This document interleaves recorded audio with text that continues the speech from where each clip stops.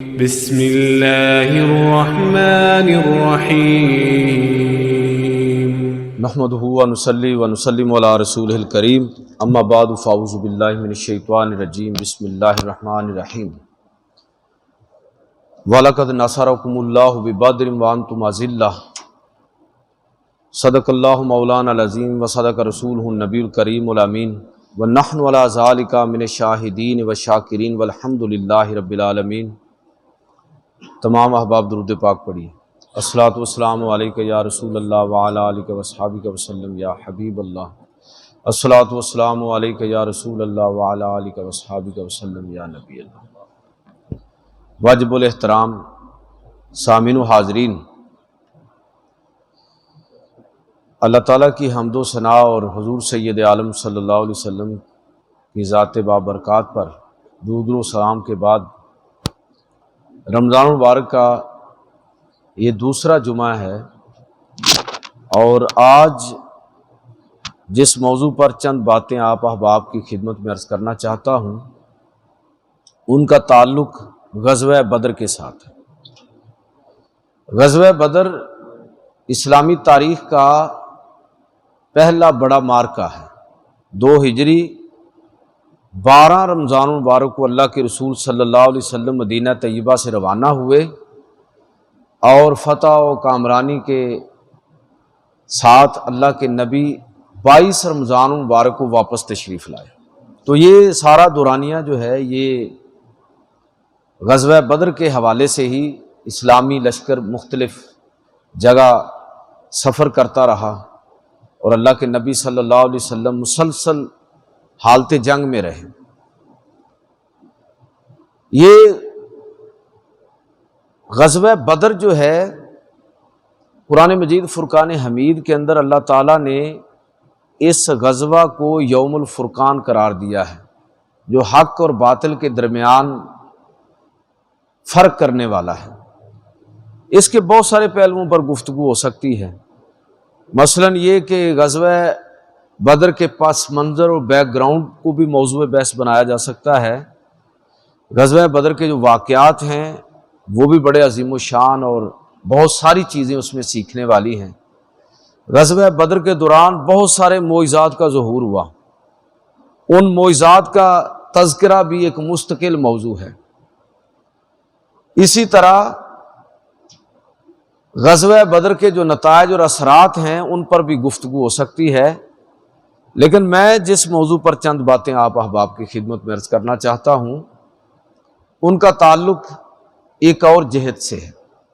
وہ یہ ہے کہ میں یہ فرض کرتے ہوئے اپنی گفتگو کو آگے بڑھاؤں گا کہ غزوہ بدر کے حوالے سے بہرحال آپ نے کچھ نہ کچھ پڑھ رکھا ہے، سن رکھا ہے، تو آج ہم اس پہلو پر تھوڑی سی بات کریں کہ اس پورے واقعہ سے، دیکھیں کوئی واقعہ بھی، تاریخ کا کوئی بھی واقعہ وہ مجرد ایک واقعہ ہی نہیں ہوتا، اس کے پیچھے بہت کچھ ہوتا ہے، اس کے اندر بہت کچھ ہوتا ہے، اس سے بہت ساری چیزیں اخذ کی جا سکتی ہیں۔ تو غزوہ بدر بھی ایک محض اس کو ایک جنگ اور ایک واقعہ سمجھتے ہوئے پڑھنا یہ کافی نہیں ہے، بلکہ میں سمجھتا ہوں کہ غزوہ بدر سے ہمیں بہت ساری چیزیں سمجھنے کی ضرورت ہے، بہت سارے اسباق ہیں جو ہمیں اس غزوہ سے لینے چاہیے۔ تو غزوہ بدر سے جو چیزیں سمجھنے والی ان میں سے پہلی چیز جو میں عرض کرنا چاہوں گا وہ یہ ہے کہ جب یہ چیز ہمیں سمجھ آتی ہے کہ جب انسان کو یہ سمجھ آ جائے کہ اپنی کمزوری کا صحیح احساس ہو جائے،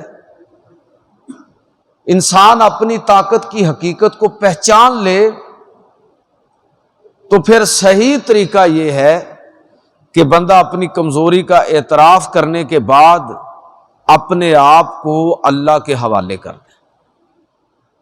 اب دیکھیے کہ صحابہ کرام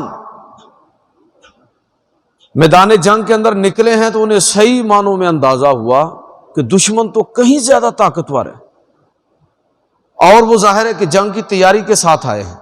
مسلمان تو جنگ کے لیے نہیں نکلے تھے ابتدا میں، وہ تو قافلہ روکنے کے لیے نکلے تھے، شام سے آنے والا ابو سفیان کا جو قافلہ تھا اس قافلے کو روکنے کے لیے نکلے تھے. جنگ کا اس طرح ارادہ نہیں تھا، لیکن اللہ نے اپنی حکمت کے مطابق نکال دیا. اب بے سر و سامانی بھی ہے، تعداد بھی کم ہے، دشمن مقابلے میں بہت طاقتور ہے. تو صحابہ کو اندازہ ہو گیا کہ یہ کوئی ضروری نہیں کہ ہم اس جنگ کے بعد بچ پائیں، سارے کے سارے راہ خدا میں شہید بھی ہو سکتے ہیں. اپنی کمزوری کا صحیح معنوں میں ان کو ادراک ہوا. اب اس جنگ سے جو چیز ہمیں صحابہ کے طرز عمل اور ان کے رویے سے جو ایک چیز سمجھ آ رہی ہے کہ جب کسی انسان کو صحیح معنوں میں اپنی کمزوری کا ادراک ہو جائے، اس کو اندازہ ہو جائے کہ میں تو بہت کمزور ہوں، بہت لاچار ہوں، تو اس کا پھر صحیح طریقہ یہ ہوتا ہے کہ بندہ اپنی کمزوری کا اعتراف کرتے ہوئے اللہ کی طرف اور اللہ کے رسول کی طرف رجوع کرے. اب صحابہ کرام نے کیا کیا کہ فوری طور پر اپنی کمزوری کو سمجھتے ہوئے اللہ کی بارگاہ میں استغاثہ کیا. قرآن مجید کو پڑھیے اور اللہ کے رسول صلی اللہ علیہ وسلم کی بارگاہ میں دعا کی کہ آپ ہماری کامیابی کی دعا فرمائیے. تو پہلی بات جو میں عرض کرنا چاہتا ہوں وہ یہ ہے کہ غزوہ بدر سے ہمیں یہ سمجھ آتی ہے کہ جب انسان اپنی کمزوری کا صحیح معنوں میں ہر لمحہ ہی اللہ کی طرف رجوع ہونا چاہیے، اللہ کے رسول کی طرف رجوع ہونا چاہیے. لیکن جب انسان کو صحیح معنوں میں ادراک ہو جائے تو پھر تو اس کو اپنے آپ کو اللہ اور اللہ کے رسول کے حوالے کر دینا چاہیے. اس لیے کہ اللہ کا قانون یہ ہے کہ وہ علم کی دولت اسی شخص کو دیتا ہے جو اپنی جہالت کا اعتراف کرے. کبھی تکبر کرنے والے شخص پر علم کا دروازہ نہیں کھلتا. جن لوگوں کے پاس تھوڑا علم ہوتا ہے نا، وہ آپ کو بہت زیادہ تکبر کرتے ہوئے نظر آئیں گے. یاد رکھیے جتنا بڑا عالم ہوگا آپ اس کو اتنا زیادہ عجز و انکساری کا اظہار کرتے ہوئے دیکھیں گے علمی طور پر، علمی حوالے سے. میں اکثر یہ بات عرض کرتا ہوں کہ جتنا آدمی زیادہ پڑھتا چلا جاتا ہے نا، اتنا ہی اس کو اندازہ ہوتا ہے کہ مجھے کچھ نہیں آتا. جتنا اس کو زیادہ آتا ہے، زیادہ وہ جاننے لگتا ہے، اتنا ہی اس کو اپنی کم علمی کا ادراک ہوتا ہے کہ یار مجھے تو بالکل ہی کوئی چیز نہیں آتی. اس واسطے علم انسان کے اندر تکبر پیدا نہیں کرتا، عجز و انکساری پیدا کرتا ہے. تو اللہ کا قانون اور اصول یہ ہے کہ وہ جہالت کا اعتراف کرنے والے کو ہی علم سے سرفراز فرماتا ہے. علم کے دروازے اسی شخص پر کھلتے ہیں جس کو اپنی کم علمی کا اعتراف ہو جائے. اللہ رب العزت گناہوں کی بخشش اسی آدمی کی کرتا ہے جو اپنے آپ کو گناہگار سمجھے، اعتراف کرے اپنے گناہ کا اور پھر اللہ کی طرف رجوع کرے تو اللہ اس کی توبہ قبول کرتا ہے، اس کے گناہ معاف کر دیتا ہے. اور اگر توبہ بہت سچی ہو تو اللہ رب العزت اس کے گناہوں کو نیکیوں کے اندر بدل دیتا ہے. رب کریم اس آدمی کو انسانوں کی محتاجی سے بے نیاز کر دیتا ہے جو اللہ کے سامنے اپنی محتاجی کا اظہار کرتا ہے، جو اللہ کے سامنے جھک جاتا ہے. تو میں عرض یہ کرنا چاہتا ہوں کہ اس غزوہ بدر سے ایک سبق ہمیں یہ بھی سمجھ آتا ہے صحابہ کرام کے طرز عمل سے کہ جب کوئی شخص اپنی کمزوری کا اعتراف کرتے ہوئے اللہ کی طرف رجوع کرتا ہے، اللہ کے رسول کی بارگاہ میں اپنے آپ کو قربان کرنے کے لیے تیار ہو جاتا ہے، تو پھر اللہ اس شخص کو ناکام نہیں کرتا. دوسری چیز جو اس غزوہ سے ہمیں سمجھ آتی ہے، اور میں سمجھتا ہوں کہ اگر ہم صحیح معنوں میں اس پر غور کریں تو صحابہ کرام کی عظمت بھی ہمارے سامنے کھل جاتی ہے. یاد رکھیے کہ انبیاء کرام کی شان یہ نہیں ہے کہ وہ کوئی ما فوق الفطرت شخصیات ہیں، ما فوق البشر ہیں. وہ بشر ہیں، انسان ہیں، اس لیے ہمارے لیے رول ماڈل ہیں. صحابہ کرام انسان ہیں اس لیے رول ماڈل ہیں. اولیاء کرام انسان ہیں اس لیے ہمارے لیے رول ماڈل ہیں. اگر وہ انسان نہ ہوں، فرشتے ہوں تو میرے اور آپ کے لیے وہ قابل نمونہ ہے ہی نہیں، لیکن انسان ہونے کے باوجود ان کی شان عام انسانوں سے بڑھ کر کیوں ہے؟ یہ بات سمجھنے والی ہے کہ انسان بھی ہیں۔ محمد ندیم قاسمی نے حضور کے بارے میں کہا نا نعت میں، تو بشر بھی ہے لیکن خیر البشر بھی تو ہے، مجھ کو تو یاد ہے بس اتنا سراپا تیرا۔ تو نبی کریم صلی اللہ علیہ وسلم کی بشریت کا اقرار ضروری ہے، تکرار گستاخی شمار ہو جائے گا، یہ بات سمجھنے والی ہے۔ اقرار ضروری ہے، قرآن کہتا ہے نا، لیکن تکرار ہی آپ اس چیز کی کرتے رہے تو گستاخ ہو جائیں گے، اس لیے کہ حضور صرف بشر نہیں ہیں، خیر البشر بھی ہیں، اور ایسی شانیں اللہ نے آپ کو عطا فرمائی ہیں۔ صحابہ ہمارے لیے رول ماڈل ہیں، اولیاء کرام ہمارے لیے رول ماڈل ہیں، باوجود اس کے کہ وہ انسان ہیں۔ تو اس غزوہ میں ایک اور چیز سمجھنے سیکھنے والی ہے کہ صحابہ کرام کا ایک اور سیرت کا پہلو ہمارے سامنے آتا ہے۔ غزوہ بدر کے اندر دو مواقع ہم دیکھتے ہیں کہ صحابہ کرام کے درمیان آپس میں اختلاف ہو گیا۔ ایک تو اس وقت اختلاف ہوا کہ جب نکلے تھے قافلہ روکنے کے لیے، آگے سے دشمن فوج لے کے آ گیا، اللہ نے قرآن مجید فرقان حمید کے اندر اعلان کیا، وعدہ کیا کہ ان دونوں گروہوں میں سے جس کی طرف بھی تم رخ کرو گے اللہ دونوں میں سے ایک پر تمہیں لازمی کامیابی عطا فرمائے گا۔ اذ یعدکم اللہ احدی الطائفتین انہا لکم، کہ ان دونوں گروہوں میں سے ایک پر تمہیں ضرور کامیابی عطا فرمائے گا۔ صحابہ بھی انسان تھے، جس طرح ہم سہولت کو پسند کرتے ہیں، تو انہوں نے بھی چاہا کہ کیوں نہ ہم، جب اللہ نے فتح کا وعدہ کر لیا ہے تو ہمیں اپنے آپ کو آزمائش میں ڈالنے کی کیا ضرورت ہے۔ تو انہوں نے بھی چاہا کہ ہم قافلے کا سامنا کریں جس کے ساتھ چھوٹا سا دستہ ہے حفاظتی، اور لشکر جو ہے وہ اس سے صرف نظر کرنے کی خواہش پیدا ہوئی بعض لوگوں کے ذہن کے اندر، لیکن اللہ تعالیٰ نے اپنا منصوبہ بنایا ہوا تھا کہ مسلمانوں کو ٹکرانا کن کے ساتھ۔ تو اس طرف جانا چاہتے تھے، اللہ نے ان کا رخ قافلے کی بجائے قریش کے لشکر کی طرف پھیر دیا۔ یہ ایک موقع ہے جس میں صحابہ کچھ ادھر جانا چاہ رہے تھے، اختلاف ہوا۔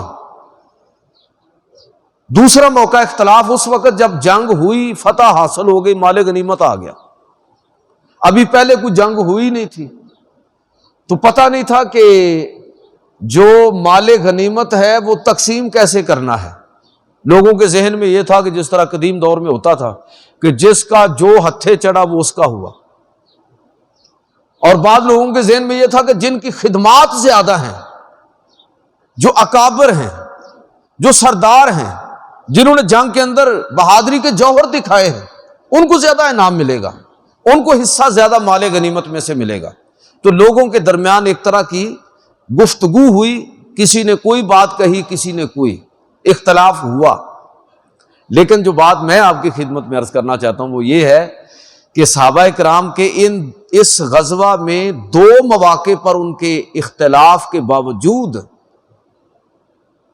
رائے میں اختلاف کے باوجود، پھر ان کی جو عظمت اور شان ہے وہ کس انداز میں ظاہر ہوئی کہ اللہ تعالیٰ ان کے بارے میں اعلان فرما رہا ہے کہ یہ وہ لوگ ہیں لقد رضی اللہ عنہم، رضی اللہ عنہم، اللہ ان سے راضی ہو گیا، تحقیق اللہ تعالیٰ ان پر راضی ہو گیا۔ تو یہ لوگ یہ بھی تو آپس میں اختلاف کر لیتے تھے، ان کا بھی تو بسا اوقات اختلاف ہو جاتا، رائے مختلف ہو جاتی تھی، سہولت کو پسند کر لیتے تھے، لیکن اس کے باوجود بھی اللہ تعالیٰ نے ان کی عظمت کا ذکر قرآن مجید فرقان حمید کے اندر فرمایا ہے، ان کو رضی اللہ تعالیٰ عنہ قرار دیا ہے۔ تو اس کی وجہ اور سبب کیا میں عرض کرنا چاہوں گا، وہ بھی ہمیں اس غزوہ بدر سے سمجھ آتی ہے کہ اصل ان کی عظمت یہ نہیں کہ ہم ان کو جس طرح انبیاء کرام کی سیرت صرف معجزات کے تناظر میں بیان کرنا، صحابہ کرام کو ما فوق البشر اور ما فوق الفطرت شخصیات شامل کرنا، اولیاء کرام کا تذکرہ صرف کرامات کے ڈھیر کے ساتھ کرنا، بھئی اس سے ان کی عظمت کا حقیقی جوہر آپ کی نظروں سے اوجھل ہو جائے گا۔ ہواؤں میں چلنا یہ معمولی چیز ہے، ان کی عظمت اس سے کہیں بڑی ہے۔ اور وہ عظمت کیا ہے؟ وہ ہے کردار کی عظمت، وہ ہے عمل کی عظمت۔ صحابہ کرام کا اصل ان کے ایمان کا جوہر یہ تھا کہ عام انسانوں کی طرح وہ بھی ان مفادات کا، ان سوچ اور اس فکر کا شکار ہو جاتے تھے جس سے باقی لوگ جس طرح شکار ہوتے ہیں، لیکن ان کی اصل عظمت ہمارے سامنے اس وقت آتی ہے کہ جب ان کو توجہ دلائی جاتی کہ خدا اور رسول کی رضا کس چیز میں ہے، تو ایک لمحہ بھی نہیں گزرتا تھا کہ وہ اپنی خواہشات کو، اپنی تمناؤں کو، اپنے مفادات کو خدا اور رسول کی چوکھٹ پر قربان کر دیتے تھے۔ تو اصل عظمت صحابہ کرام کی یہ ہے۔ آپ دیکھیں دونوں مواقع پر اختلاف ہوا، یہ چاہا کہ قافلہ روک لیں، نقصان نہیں ہوگا، مال بھی زیادہ ملے گا، لیکن جب پتہ چل گیا کہ اللہ کی اور اللہ کے رسول کی منشا یہ ہے، تو پھر کہا صحابہ کرام نے کہ اللہ کے رسول آپ اگر ہمیں سمندر میں کودنے کا بھی حکم دیں گے تو ہم سمندر کے اندر بھی کود جائیں گے۔ اور جب یہ پتہ چلا کہ مال غنیمت پر کسی کا نہیں، بلکہ اللہ رب العزت نے واضح فرما دیا کہ یسألونک عن الانفال قل الانفال للہ والرسول، جب اللہ کی طرف سے یہ پیغام آ گیا کہ مال غنیمت کے بارے میں کوئی بات نہ کرے، یہ اللہ اور اللہ کے رسول کے لیے ہے، یہ ان کی ثوابدید پر ہے، تو ایک لمحہ بھی نہیں گزرا کہ صحابہ نے سب کچھ چھوڑ دیا۔ تو صحابہ کرام کی اصل عظمت ظاہر ہوتی ہے اس چیز کے ساتھ کہ وہ اپنی خواہشات کو، اپنے مفادات کو، اپنی رائے کو اللہ اور اللہ کے رسول کی چوکھٹ پر قربان کرنے کے لیے تیار ہوتے تھے۔ تیسری چیز جو میں سمجھتا ہوں غزوہ بدر سے ہمیں سیکھنی چاہیے، سمجھنی چاہیے، وہ یہ ہے کہ ہم میں سے ہر شخص نہ کسی سطح پر چھوٹی موٹی لیڈری ہمیں میسر ہے، کم از کم گھروں میں تو ہم لیڈر ہیں، ہو سکتا ہے خاندان کی سطح پر کسی کو یہ مقام حاصل ہو، بہت ممکن ہے کہ کوئی شخص اپنے ٹاؤن یا شہر کی سطح پر اس کو یہ عزت اور مقام ملا ہو کہ لوگ اس کی بات کو سنتے ہوں، اس کو اہمیت دیتے ہوں، تو درجہ بدرجہ پورے ملک اور ملت تک ہو سکتا ہے۔ تو لیڈر کیسا ہونا چاہیے؟ راہبر رہنما کیسا ہونا چاہیے؟ قائد کیسا ہونا چاہیے؟ جو لوگ دوسروں کے لیے رول ماڈل بنتے ہیں۔ میں اپنی اور آپ کی جو سطح ہے، کم از کم جو ہماری سطح، میں اس کا تذکرہ بھی کرنا چاہوں گا کہ کم از کم خاندان اور گھر کے اندر ہماری آل اولاد، ہمارے عزیز و اقارب رشتہ دار بہت ممکن ہے کہ ہمیں رول ماڈل سمجھتے ہوں۔ تو لیڈر کیسا ہونا چاہیے؟ لیڈرشپ کیا ہوتی ہے؟ آپ غزوہ بدر کے موقع پر اس چیز کو بھی سمجھنے کی کوشش کریں۔ اللہ کے نبی صلی اللہ علیہ وسلم نکلے ہیں، ایک سواری ہے، ایک سواری پر 3 لوگ ہیں۔ اگر اللہ کے نبی یہ اعلان فرماتے کہ اسلامی فوجوں کے کمانڈر ان چیف ہونے کی حیثیت سے آپ کی جو ذاتی سواری ہے وہ الگ ہوگی، باقی سارے لوگ ایک سواری پر 3 لوگ ہو جائیں، تو یہ بات بالکل صحیح تھی، جائز تھی، درست تھی۔ لیکن ہم دیکھتے ہیں کہ اللہ کے نبی صلی اللہ علیہ وسلم رول ماڈل بننے والے ہیں دوسروں کے لیے، اور ہر اخلاقی قدر کو اعلیٰ ترین درجے پر اگر کسی فرد نے پرفارم کیا ہے تو وہ رسول اللہ صلی اللہ علیہ وسلم کی ذات ہے۔ حضور فرماتے ہیں کہ انما بعثت لاتمم مکارم الاخلاق، مجھے اللہ نے مکارم اخلاق کو نقطہ کمال تک پہنچانے کے لیے مبعوث کیا ہے۔ کوئی اخلاقی قدر آپ اس کی بات کریں، اس کو نقطہ کمال تک پہنچانے والی مصطفیٰ کریم صلی اللہ علیہ وسلم کی ذات ہے۔ تو آپ سوار ہوئے، 3 لوگوں کے حصے میں ایک سواری ہے۔ حضور صلی اللہ علیہ وسلم کے ساتھ حضرت علی ہیں، مرثد بن ابی مرثد 2 صحابہ ہیں۔ تھوڑا فاصلہ طے ہوا، حضور نیچے تشریف لے آئے، فرمایا کہ بھئی تم میں سے ایک اس پر سوار ہو جائے۔ اب وہ دونوں ہاتھ باندھ کر حضرت مرثد بن ابی مرثد بھی اور حضرت علی بھی عرض کرتے ہیں کہ اللہ کے رسول آپ تشریف رکھیں۔ ہمارے لیے تو یہی بڑی سعادت ہوگی کہ جس سواری پر آپ سوار ہوں ہم اس کی نکیل تھام کے چلیں، آپ کی سواری چل رہی ہو اور اس کی دھول ہمارے سروں پر پڑے، یہی ہمارے لیے بڑی سعادت ہے۔ آپ ذرا خود سوچئے، کیا یہ بات کہنے میں کسی طرح کی کوئی منافقت تھی، کوئی مبالغہ تھا؟ بالکل حق اور سچ وہ کہہ رہے تھے، دل سے کہہ رہے تھے۔ لیکن پھر بھی اللہ کے رسول صلی اللہ علیہ وسلم نے اس موقع پر ایک تاریخی جملہ ارشاد فرمایا کہ ما انتما باقوا منی، نہ تو تم مجھ سے زیادہ طاقتور ہو کہ میں اوپر بیٹھا رہوں اور تم چلتے رہو، وہ طاقت وہ صحت اللہ نے مجھے بھی عطا فرمائی ہے۔ وما انا اغنی عنکما عن الاجر، اور نہ یہ کہ تمہیں اجر کی زیادہ ضرورت ہے اور مجھے ضرورت نہیں، میں بھی اللہ کے راستے میں جہاد کرتے ہوئے پیدل چل کے اللہ سے اسی طرح اجر و ثواب کا طلبگار ہوں جس طرح تم طلبگار ہو۔ تو اللہ کے نبی صلی اللہ علیہ وسلم نیچے تشریف لے آئے، پیدل چل کے اپنے حصے کی سواری کی ہے، دوسرے کو موقع دیا ہے۔ مجھے آپ بتائیے کہ اگر قوم کا لیڈر اس طرح کا ہو، گھر کا، خاندان کا، شہر کا، ٹاؤن کا، ملک کا، ملت کا رہبر، رہنما، حکمران لوگوں کے ساتھ اتنا مخلص ہو تو پھر لوگ اس کے لیے نکلتے ہیں۔ وہ میں نے کسی جگہ پڑھا کہ علامہ قائد اعظم رحمۃ اللہ تعالی تقریر کر رہے تھے تو اردو میں کم کرتے تھے، زیادہ انگلش میں تقریر کرتے تھے۔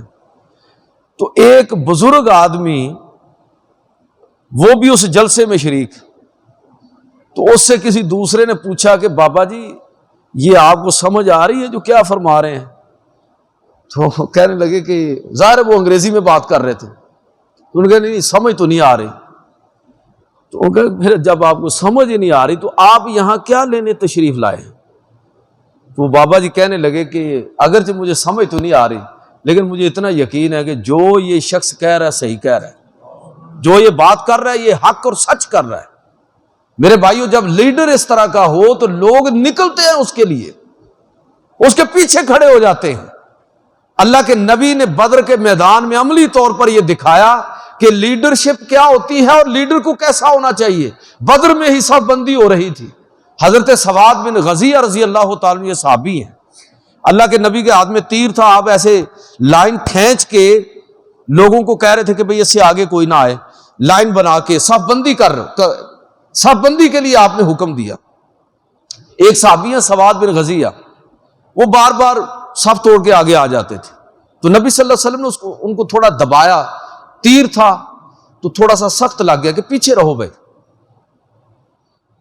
استوے یا سواد، وہ سواد سیدھے ہو جاؤ، وہ ذرا زیادہ لگ گیا، فوراً باہر آ گئے۔ وہ یا رسول اللہ آپ نے تو ہمیں سکھایا ہے عدل اور انصاف، آپ نے تو ہمیں قصاص کی تعلیم دی ہے، عدلے کا بدلہ یہ تعلیم آپ نے ہمیں دی ہے، تو مجھے بڑی سخت لگی ہے، مجھے تو بدلہ چاہیے۔ اللہ کے پیغمبر صلی اللہ علیہ وسلم میدان جنگ میں ہے، دشمن سامنے ہے، صف بندی ہو رہی ہے، اور آپ اسلامی لشکر کے کمانڈر ہیں، کمانڈر ان چیف ہیں، اور یہ کہہ رہے ہیں کہ آپ مجھے قصاص دیجیے۔ صحابہ کرام نے دیکھا تو سب ان کو گھورنے لگے۔ نبی کریم صلی اللہ علیہ وسلم آپ نے فرمایا کہ اچھا بھائی یہ لو تیر اور یہ رہا میں، لے لو بدلہ۔ وہ کہنے لگے جی میں نے تو قمیض نہیں پہنی ہوئی، میں تو ننگے بدلوں، تو آپ بھی اتار دیں، نبی صلی اللہ علیہ وسلم نے قمیض پہنی ہوئی تھی تو آپ بھی اتار دیجئے۔ تو حضور صلی اللہ علیہ وسلم نے قمیض بھی اتار دی، تو انہوں نے بدلہ کر کیا لینا تھا، آگے بڑھے اور حضور صلی اللہ علیہ وسلم کے ساتھ اپنے جسم کو چمٹا لیا۔ اے اللہ کے رسول میں نے یہ بہانہ اس لیے کیا ہے، مجھے نہیں پتا کہ اس جنگ کے بعد میں بچوں گا کہ نہیں، چاہتا تھا کہ آخری لمحے میں آپ کے جسم اقدس کے ساتھ اپنے جسم کو ملا لوں۔ تو یہ جذبہ اپنی جگہ پر، لیکن میں دوسرا نقطہ آپ کی خدمت میں عرض کرنا چاہ رہا ہوں کہ لیڈر کیا ہے کہ وہ عین میدان جنگ کے اندر اپنے آپ کو قصاص کے لیے پیش کر رہا ہے۔ جب لیڈرشپ یہ ہو، جب اس انداز میں کوئی قربانی پیش کرنے کے لیے تیار ہو تو پھر لوگ بھی اس کے پیچھے کھڑے ہو جاتے ہیں۔ ایک اور چیز جو غزوہ بدر کے موقع پر ہمیں سمجھنی ہے، سمجھ آتی ہے، وہ یہ ہے کہ میرے اور آپ کے ذمے کوشش کرنا، محنت کرنا ہے، پورے اخلاص کے ساتھ، پوری محنت کے ساتھ۔ اگر آپ نوجوان بیٹھے ہیں، اگر امتحان کی تیاری کر رہے ہیں تو پوری محنت کریں۔ کاروبار جو لوگ کر رہے ہیں تو اپنے کاروبار کے اندر مخلص ہو کے پوری محنت کے ساتھ اپنے کام کو انجام دیں۔ نوکری کر رہے ہیں تو اس کے اندر پورے اخلاص کے ساتھ۔ جو کام بھی انسان کر رہا ہے، جس منزل کا بھی اس نے تعین کیا ہے، جو اس نے ٹارگٹ سیٹ کیا ہے، ہمیں حکم یہ ہے کہ آپ ایک تو مخلص ہو جائیں، دوسرا جو آپ کر سکتے ہیں محنت آپ کریں، اس کے بعد نتائج کو اللہ کے حوالے کر دیں۔ جب انسان اس انداز میں اپنی زندگی کو منظم کرتا ہے، غزوہ بدر سے یہ بات بھی ہمیں سمجھ آتی ہے کہ اللہ کے نبی صلی اللہ علیہ وسلم آپ نے 13 سال مکہ کے اندر، 2 سال مدینہ، 15 سال، یہ 15واں سال ہے نبوت کا، اور ہجرت کا دوسرا سال ہے جب بدر کا معرکہ ہوا۔ تو اللہ کے پیغمبر صلی اللہ علیہ وسلم آپ اللہ کی بارگاہ میں استغاثہ کر رہے ہیں، دعا کر رہے ہیں، اپنے آپ کو تھکا دینے کے بعد، پوری محنت اور کوشش کے بعد، سب کچھ جو کچھ ان کے لیے ممکن تھا وہ کرنے کے بعد اب اللہ کی بارگاہ میں دعا کر رہے ہیں کہ اللہم انکا ان تہلک ہذہ العصابۃ اليوم، اے اللہ آج اگر یہ مٹھی بھر لوگ اس جنگ میں کام آ گئے، لا تعبد بعدھا فی الارض، تو پھر اس کے بعد روئے زمین پر تیری عبادت کرنے والا کوئی نہیں بچے گا۔ تو یہ مرحلہ کب آتا ہے اور اللہ کب دعاؤں کو قبول کرتا ہے؟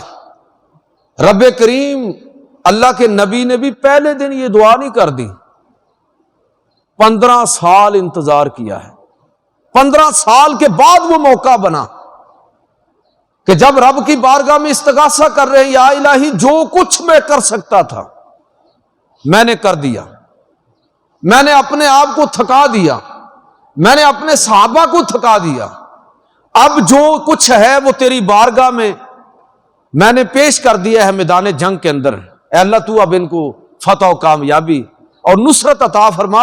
اگر آج یہ لوگ ناکام ہو گئے تو پھر روئے زمین پر تیرا نام لینے والا کوئی نہ ہوگا۔ میرے بھائیو، یہ بدر سے ہمیں آواز آ رہی ہے کہ دعا اللہ نے قبول فرمائی، مسلمانوں کو کامیابی عطا فرمائی، لیکن وہ کامیابی کب عطا فرمائی؟ جب اس کا اصول یہ ہے کہ وہ کامیابی دیتا ہے ضرور، دعاؤں کو ضرور قبول کرتا ہے، لیکن اس وقت جب آدمی اپنے حصے کا کام کر گزرے۔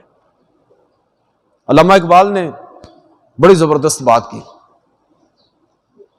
کہ فضائے بدر پیدا کر، فرشتے تیری نصرت کو اتر سکتے ہیں گردوں سے کتار اندر کتار ہم بھی۔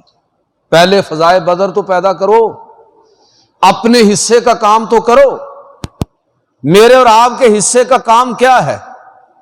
وہ آپ مسلسل یہ ہمارے ملک کے جو حالات ہیں وہ کس چیز کا تقاضا کر رہے ہیں؟